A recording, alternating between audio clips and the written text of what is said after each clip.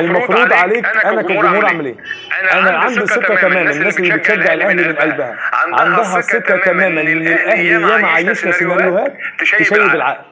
سيناريوهات احنا كنا خارج البطوله ورجعنا، سيناريوهات احنا كنا خارج النهائي ورجعنا، سيناريوهات احنا طلعنا حرفيا بره ورجعنا.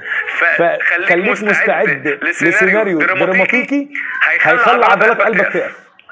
فأمن على عضلات قلبك وانت قاعد، وخليك ريلاكس وهادي وواثق في فرقتك انها هترجع في اي وقت من الاوقات.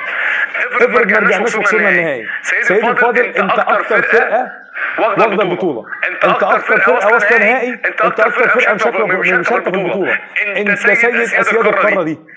فايه المشكله لما يرجع مني نهائي؟